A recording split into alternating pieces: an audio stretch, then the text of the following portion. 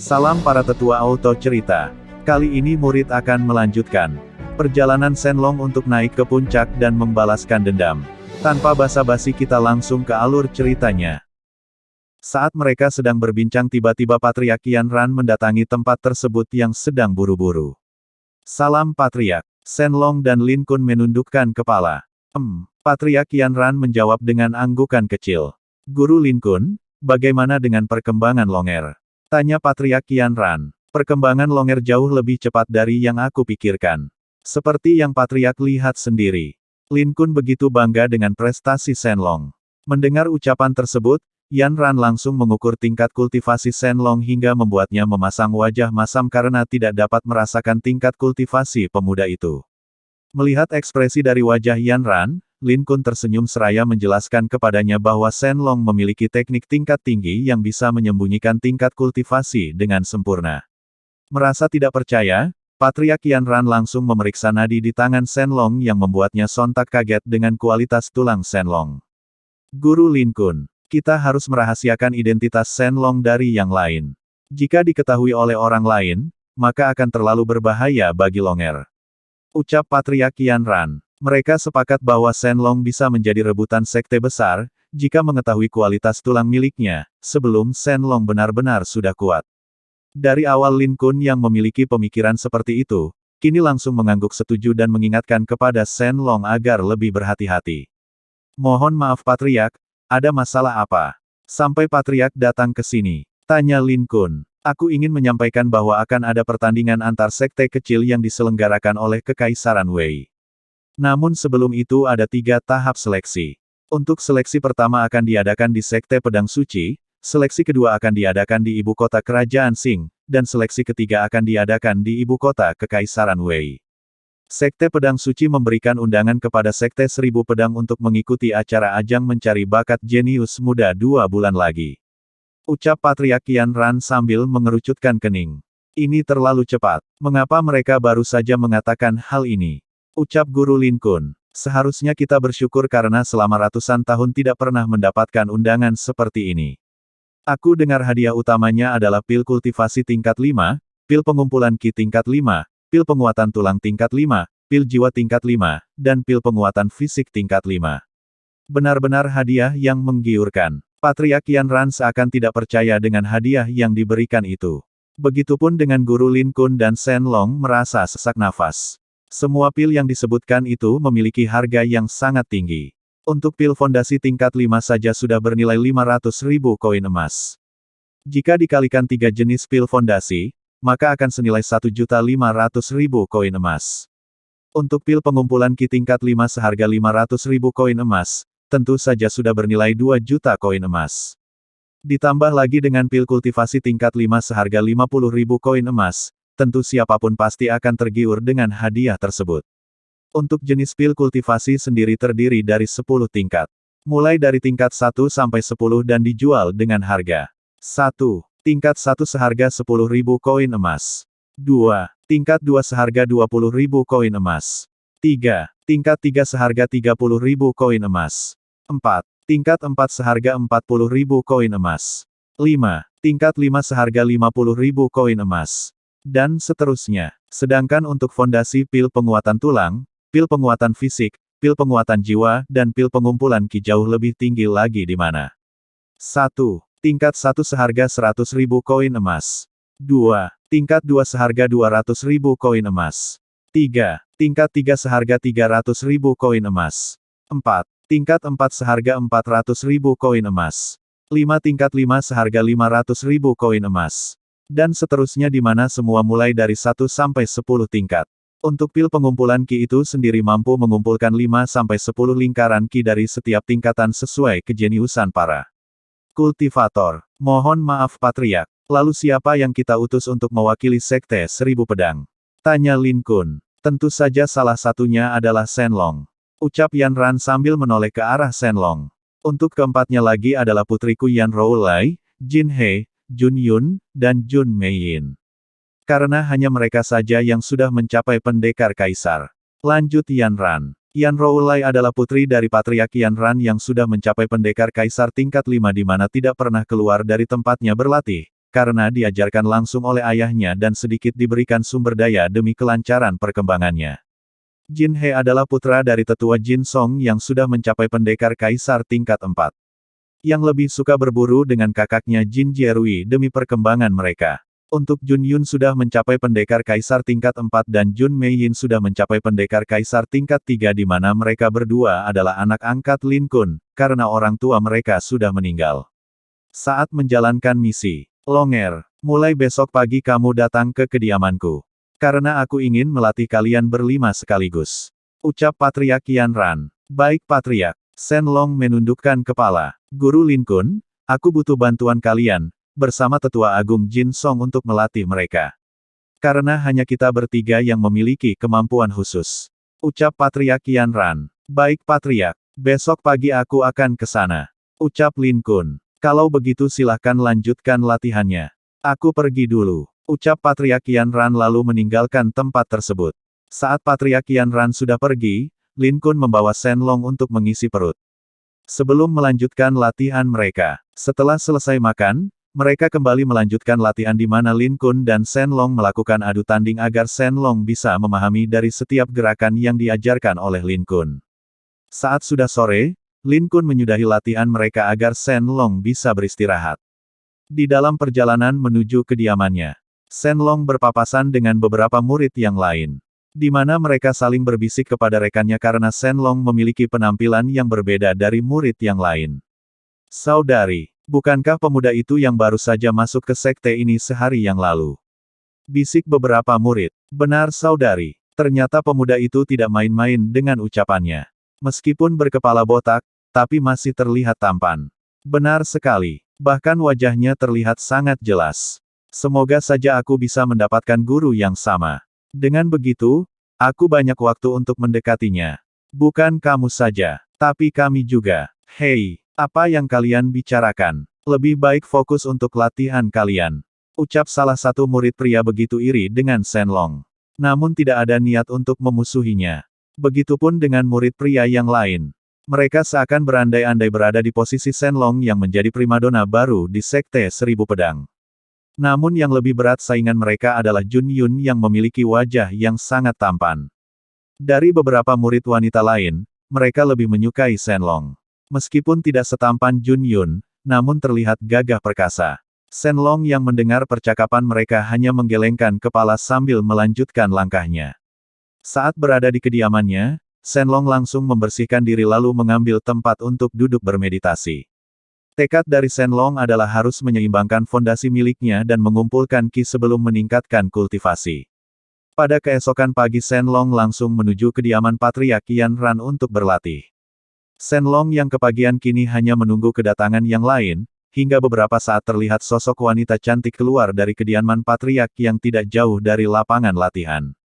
Mengikuti keluarnya gadis tersebut Patriark Yan Ran juga keluar dari bangunan tersebut lalu berjalan mendekati Shen Long. Tidak lama kemudian Guru Lin Kun, Jun Yun, Jun Mei Yin dan Tetua Jin Song. Salam Patriark, Tetua, Guru. Salam semuanya. Shen Long memberi hormat kepada mereka. Longer, sepertinya kamu terlalu bersemangat. Ucap Patriark Yan Ran. Ayah, apa ini murid baru itu? Tanya Yan Roulai sambil menatap ke arah Shen Long yang memiliki penampilan tidak seperti murid lainnya. Lier, dia adalah Shen Long. Ucap Patriark Yan Ran. Longer, ini adalah putriku Yan Rouli lanjutnya.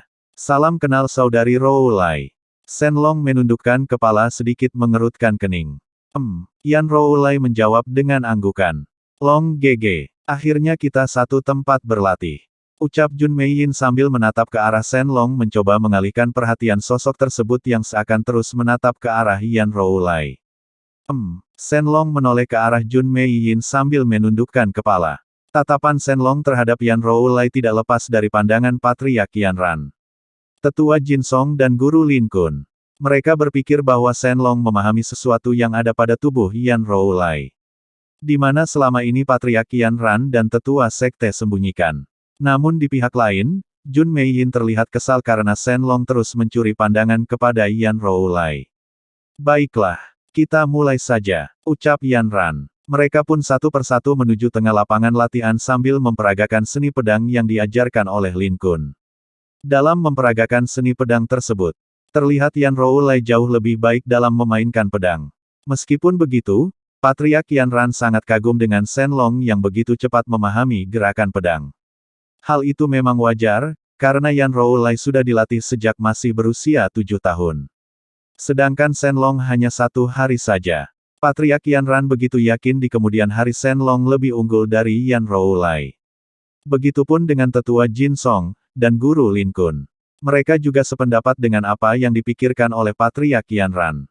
Setelah matahari sudah berada di atas kepala, kini giliran tetua Jin Song untuk melatih mereka. Jin Song mengajarkan kepada mereka tentang seni meringankan tubuh. Namun kali ini Jin He yang terlihat lebih unggul untuk meringankan tubuh. Setelah itu diikuti oleh Jun Yun, Yan Roulai, Shen Long dan yang terakhir Jun Meiyin. Jin He yang melihat Shen Long begitu mudah mempelajari seni meringankan tubuh, hanya menggelengkan kepala dan berpikir suatu saat nanti Shen Long mampu melampaui dirinya. Saat menjelang sore hari, kini giliran Patriark Yanran untuk melatih mereka.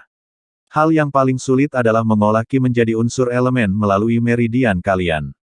Karena semakin banyak lingkaran Qi milik kalian, maka semakin besar kekuatan elemen yang kalian miliki.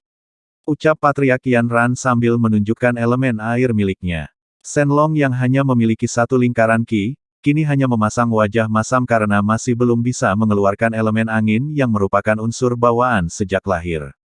Meskipun begitu, Shen Long terlihat antusias untuk mempelajari teknik perubahan unsur dari Qi melalui meridian. Patriark Yanran menjelaskan bahwa unsur elemen ada berbagai macam. Untuk elemen api, air, tanah dan angin adalah elemen dasar dari elemen yang lain yaitu petir, gabungan elemen api dan angin, es, gabungan angin dan air. Tumbuhan, gabungan air dan tanah. Besi, gabungan tanah dan api. Namun dari setiap elemen tersebut memiliki kekurangan dan kelebihan masing-masing. Sebagai salah satu contoh, kultivator unsur elemen es sangat unggul untuk bertarung melawan kultivator unsur elemen tumbuhan. Api lebih unggul dari es. Air lebih unggul dari api. Angin lebih unggul dari air. Petir lebih unggul dari angin dan besi. Tanah dan es lebih unggul dari petir. Besi lebih unggul dari es dan tanah. Dan seterusnya. Dari setiap elemen tersebut merupakan unsur elemen bawaan dari lahir dan bisa terjadi memiliki unsur elemen lain jika ada faktor pendukung yang lain baik itu dari hewan buas atau pusaka. Namun jika seseorang kultivator memiliki unsur elemen lebih dari 1, maka akan sulit untuk naik tingkat kultivasi. Setelah menjelaskan beberapa unsur elemen, Patriark Yanran meminta mereka untuk memperagakan seni perubahan unsur elemen. Kali ini Jun Meiyin yang mampu menciptakan perubahan unsur elemen tersebut disusul Jun Yun dan Jin He. Sedangkan untuk Shen Long dan Yan Roulai masih belum bisa mengeluarkan unsur elemen. Sepertinya dugaanku benar. Shen Long membatin sambil melirik ke arah Yan Roulai yang terlihat kesulitan untuk melakukan perubahan unsur elemen. Meskipun samar-samar, Shen Long merasakan kualitas tulang milik Yan Roulai jauh lebih baik darinya. Shen Long juga sedikit heran dengan kualitas tulang milik Yan Roulai tidak seperti kultivator yang lain. Longer, apa yang mengganggu pikiranmu? Sejak awal Patriark Yanran selalu memperhatikan Shen Long mencuri pandangan kepada Yan Roulai. Maaf Patriark, Shen Long merasa malu karena tindakannya diketahui. Longer, apa yang membuatmu seperti ketakutan terhadap putriku? Tanya Patriark Yanran yang seakan menghindar dari Yan Roulai. Sebenarnya bukan Shen Long yang sangat takut kepada Yan Roulai, melainkan roh naga yang ada di dantian miliknya.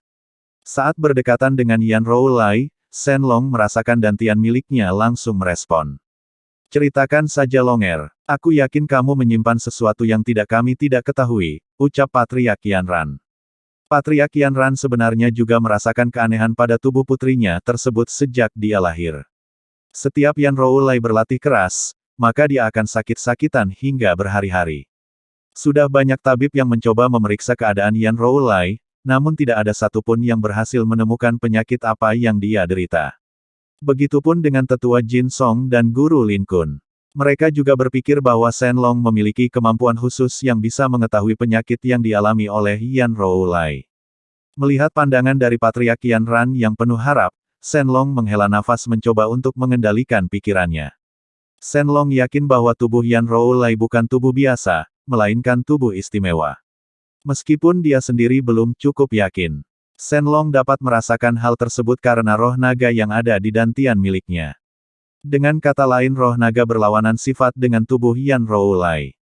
Maaf Patriark, sebelumnya aku ingin bertanya, apakah Nona Roulai pernah pingsan saat mengeluarkan unsur elemen? Shenlong yang serba salah, mau tidak mau harus menjelaskan kepada mereka agar Patriark Yan Ran, Tetua Jin Song dan Guru Lin Kun tidak salah arti dari sikap Shenlong sebelumnya. Hal itu memang benar, ketiga pengurus sekte. 1000 pedang merasa heran atas sikap yang ditunjukkan oleh Shenlong yang berubah drastis. Mereka berpikir bahwa Shenlong menyukai gadis tersebut karena memang wajar, Yan Roulai adalah gadis tercantik di sekte 1000 pedang. Itulah kenapa Yan Roulai lebih memilih untuk berlatih sendiri di kediamannya, agar tidak menjadi perhatian murid yang lain. Mendengar ucapan dari Shenlong, Patriark Yan Ran mengerutkan kening karena apa yang ditanyakan itu memang benar. Hal yang sulit dipercaya bagaimana seorang pemuda yang masih berusia 17 tahun bisa mengetahui hal itu. Yan Roulai yang awalnya sangat risih saat menyadari bahwa Shenlong terus memperhatikannya, kini sedikit lega karena Shenlong tidak seburuk yang dia pikirkan. Patriark Yan Ran langsung memberi isyarat kepada Shenlong, Tetua Jin Song dan Guru Lin Kun mengambil tempat untuk membicarakan hal itu. Sedangkan Yan Roulai, Jin He, Jun Yun dan Jun Mei Yin diminta untuk terus berlatih. Longer, apa yang kamu katakan sebelumnya itu memang benar. Aku sendiri tidak tahu penyakit apa yang diderita putriku. Tanya Patriark Yan Ran. Jika aku tidak salah, Nona Roulai adalah reinkarnasi dari Dewi Phoenix. Kondisi fisik dan tulangnya sangat kuat, namun jiwanya masih lemah. Ucap Shenlong. Meskipun dia tidak yakin, namun dari pemahaman roh naga mengatakan seperti itu. Biksu muda, kamu jangan mengada-ada. Kondisiku masih baik-baik saja. Lagi pula dari mana kamu mengetahui hal itu? Apa kamu mendapatkan pelajaran dari wihara cahaya Buddha yang sudah musnah itu? Yan Roulai sangat kesal karena Shenlong menganggap jiwanya sangat lemah. Karena tidak terima dengan ucapan tersebut. Tanpa sadar dia mengatakan tentang wihara cahaya Buddha yang mereka ketahui sudah dihancurkan. Mendengar ucapan dari Yan Roulai, Patriark Yan Ran, Tetua Jin Song dan Guru Lin Kun langsung menggelengkan kepala. Selama 2 hari ini mereka sudah mendengar kabar bahwa wihara cahaya Buddha sudah hancur, namun mereka tidak ingin menceritakan hal tersebut kepada Shenlong karena tidak ingin mengganggu perkembangan latihannya. Apa, Patriark? Apa benar wihara cahaya Buddha telah dihancurkan? Lalu siapa yang melakukannya? Shenlong sontak kaget seakan tidak percaya dengan berita tersebut. Kini giliran Patriark Yan Ran yang kebingungan karena harus menjawab dengan apa, lalu menoleh ke arah Yan Roulai. Melihat tatapan dari ayahnya Yan Roulai langsung menunduk, menyesal atas tindakannya yang berlebihan. Mau tidak mau Patriark Yan Ran mengatakan yang sejujurnya dan menceritakan bahwa semua biksu muda dan biksu Tang Min dibunuh dan dibakar hidup-hidup oleh kelompok misterius. Shenlong yang mendengar pengakuan dari Yan Ran, kini pikirannya mulai kacau. Belum sempat dia membalas kebaikan biksu Tang Min, namun kini telah mendengar penolong hidupnya telah mati. Mohon maaf Patriark, Tetua, Guru. Jika berkenan izinkan aku untuk memastikan kebenaran tersebut. Ucap Shenlong. Longer, 2 bulan lagi akan ada pertandingan antar sekte. Kamu harus fokus berlatih. Ucap Lin Kun. Tapi Guru, aku ingin memastikan kebenaran itu. Paling tidak aku harus memberi penghormatan terakhir untuk mereka. Shenlong yang masih bersikeras untuk pergi ke wihara cahaya Buddha. Melihat keteguhan hati Shenlong, Patriark Yan Ran mulai melunak. Meskipun dia tidak ingin Shenlong keluar dari sekte, namun bagaimanapun berkat bantuan biksu Tang Min, Shenlong sudah bisa berkultivasi. Baiklah Longer, tapi setelah kamu sudah sampai di sana, cepatlah kembali ke sini agar bisa berlatih, ucap Patriark Yan Ran. Terima kasih Patriark, setelah aku memberi penghormatan terakhir untuk mereka, aku akan segera kembali. Ucap Shenlong. Mendengar ucapan tersebut Patriark Yan Ran, Tetua Jin Song dan Guru Lin Kun bernafas lega. Sore itu juga Shenlong langsung berpamitan kepada mereka untuk kembali ke kediamannya untuk bersiap melakukan perjalanan besok pagi. Setelah Shenlong pergi, Jun Mei Yin juga mohon pamit diikuti Jun Yun dan Jin He. Mengingat waktunya untuk beristirahat. Ayah, aku minta maaf. Ucap Yan Roulai begitu menyesal atas tindakannya. Meskipun dia masih belum terima dengan ucapan dari Shenlong yang menganggap dirinya masih lemah. Sedangkan Yan Roulai merasa sudah mampu untuk bertarung melawan dua kultivator sekaligus yang setara dengan kultivasinya. Sekarang kamu boleh kembali. Ayah ada sedikit urusan, ucap Patriark Yanran. Baik ayah, aku pamit dulu. Yan Roulai memberi hormat kepada ketiga sosok tersebut lalu meninggalkan lapangan latihan. Saat Yan Roulai telah pergi, terlihat Patriark Yanran begitu serius mengingat apa yang dikatakan Shenlong. Tetua Jin Song, pengetahuanmu sebagai penjaga kitab. Apakah kamu mengetahui tentang reinkarnasi Dewi Phoenix? Patriark Yanran masih penasaran dengan apa yang dikatakan Shenlong. Aku pernah membaca kitab Dewi Phoenix, tapi itu hanya pengetahuan biasa. Ucap Jin Song. Tidak ada salahnya kita membaca kitab itu. Ucap Lin Kun. Mereka pun meninggalkan lapangan latihan menuju ruang kitab yang kebetulan tidak jauh dari tempat mereka. Saat berada di ruang kitab, Tetua Jin Song berjalan mendekati barisan kitab yang berjejer rapi sambil mengingat bagian mana dia menyimpan kitab tersebut. Hao, aku ingat sekarang. Jin Song berjalan mendekati sudut ruangan lalu mengambil sebuah kitab yang terlihat sudah lusuh. Mereka pun mengambil tempat untuk duduk lalu membuka kitab tersebut dengan serius. Lembaran demi lembaran Jin Song membaca dari setiap halaman kitab Dewi Phoenix yang diikuti Yan Ran dan Lin Kun. Ternyata benar apa yang dikatakan Longer. Sepertinya ada kesalahan dalam melatih anakku. Terlihat Yan Ran memasang wajah murung ketika sudah membaca kitab tersebut. Sebuah kebenaran dari kitab Dewi Phoenix yaitu memiliki unsur elemen es. Sedangkan Yan Roulai memiliki unsur elemen api yang merupakan unsur elemen bawaan sejak lahir. Dengan kata lain kedua elemen tersebut saling berlawanan sehingga Yan Roulai kesulitan untuk mengumpulkan ki. Hal yang tidak kalah penting yaitu ketika Yan Roulai mencoba mengeluarkan elemen api. Maka kekuatan jiwanya semakin berkurang karena diserap oleh elemen es yang sangat kuat. Itulah sebabnya Yan Roulai tidak mampu mengeluarkan elemen api miliknya, karena harus membutuhkan ki yang sangat besar agar mengimbangi kekuatan elemen es. Sebelum Yan Roulai memiliki ki 1000 lingkaran, maka dia tidak bisa menggunakan elemen api. Jika tidak, selamanya Yan Roulai tidak bisa meningkatkan kualitas jiwanya, sedangkan untuk kualitas tulang dan fisiknya semakin hari semakin meningkat tanpa bantuan sumber daya. Namun selama ini Yan Ran memberikan sumber daya untuk meningkatkan kualitas fisik dan tulang Yan Roulai, tanpa meningkatkan kualitas jiwa. Patriark Yanran melakukan seperti itu karena dia pikir bahwa kualitas jiwa bisa dilakukan setelah Yan Roulai memiliki kualitas tulang bintang roh. Namun kenyataannya kualitas fisik dan tulang Yan Roulai memiliki perbedaan dari kultivator lain di mana dia memiliki kualitas fisik Dewi Phoenix, yang memiliki cara yang berbeda. Jangan lupa like, komen dan subscribe ya para tetua.